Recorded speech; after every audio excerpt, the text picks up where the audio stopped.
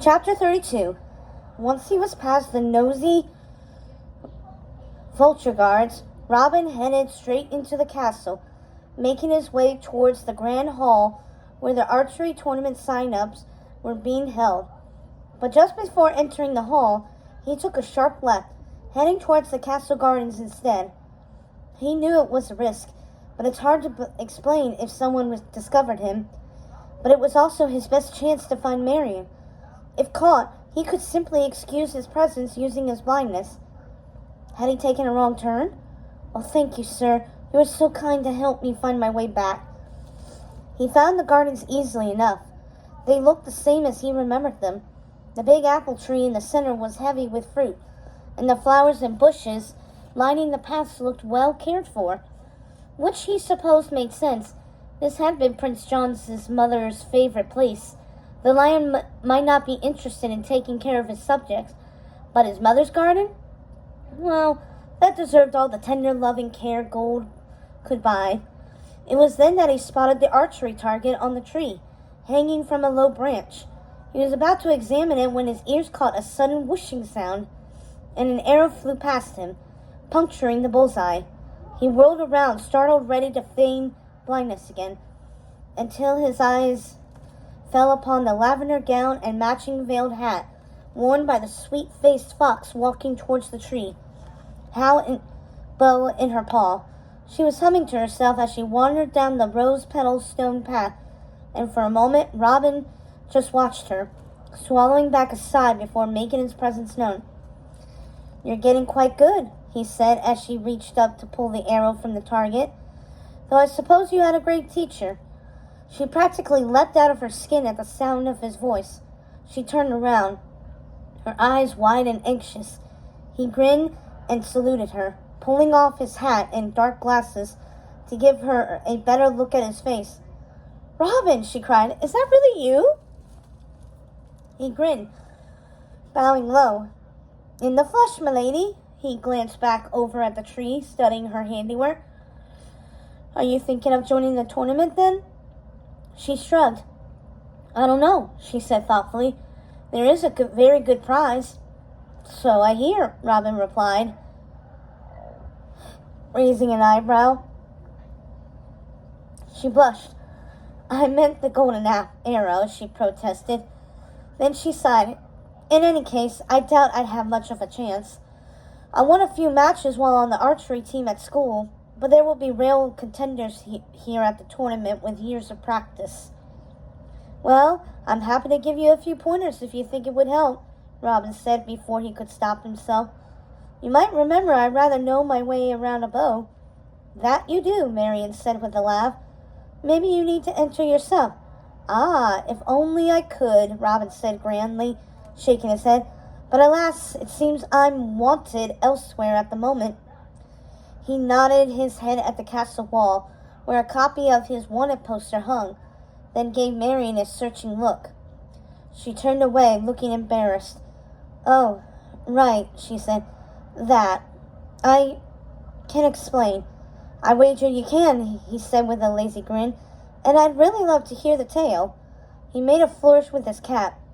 "How the brave Robin of Locksley became the most famous outlaw in the land, while not lifting a finger in the forest." "Robin, I never meant—" He held up a paw to stop her. "I'm not angry," he said. "Just surprised is all. When I saw my wanted poster," he grinned, "I knew right away it had to be you. Only you could pull off something like this with such style." She sighed. "Yes, well, I didn't have much of a choice. I couldn't just sit around court, being forced to feast knowing others were going to sleep hungry." "You have always had such a kind and generous heart, Marion," Robin replied, dropping his cocky air. "I admire that about you." "So you really aren't angry?" she asked, looking surprised. "On the contrary, I'm quite proud." She gave him a rueful look. "Just so you know, I never meant to implicate you. I really didn't. It's just, the night of my first robbery, it was immediately after I left you in the forest. I was still wearing your cloak, you see, and your hat. But only because I was cold. I never thought about the fact that someone might recognize the crest embroidered on the front and draw their own conclusions. She hung her head in shame. I felt terrible when I realized what I did, and I promise I haven't worn your cloak since. Since? He raised an eyebrow. She smiled. Let's just say I've made 12 successful deliveries at this point. Robin clapped his paws in delight. And right under the sheriff's nose, too, he declared. I would have loved to have been a fly on the throne room wall when they found out. Why, that sniveling Prince John must be absolutely seething over his lost gold. Oh, he is, she agreed with a small laugh. Then she sighed. I just wish he didn't blame you for the crime. Robin watched as she reached into her satchel and pulled out his feather cap. She handed it to him. I've been meaning to return this, she said. He smiled, slipping the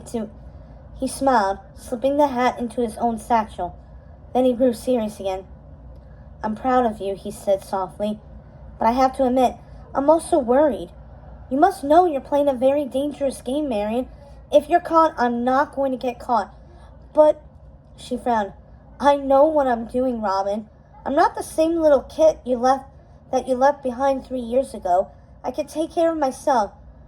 Believe me, I know full well how capable you are, he assured her, raking a paw through his fur. It's just... His voice trailed off and he was quiet for a moment. He suddenly wanted to say so much, but he wasn't sure what she was ready to hear. I care about you, he said at last, and I want you to be safe. Marion didn't immediately reply. She just stared at him for a moment, as if not trusting herself to speak. The silence hung between them, thick and heady. Robin opened his mouth to say something, anything to break it. But the words would not come. All he could do was look into her deep brown eyes and feel as if his heart was tearing in two. Marion reached out, placing a paw on his shoulder. Her touch was both firm and soft at the same time, just like her. She was so fearless, fierce. And he didn't want to think about what he was. I promise, she whispered. Just don't come here anymore. I don't want you to endanger yourself or your men. You didn't want to be involved, and I'm truly sorry you ended up being so. But I'm working to fix that too. If all goes well, perhaps someday soon, you and your men will be free again. Robin raised an eyebrow. What are you talking about? He asked. How? Suddenly, a voice interrupted. I knew it! You're no blind beggar! Why, you're Robin Hood! Oh no! Robin flinched, looking up just in time to see the noisy vulture guard from earlier flying in and landing on top of the apple tree.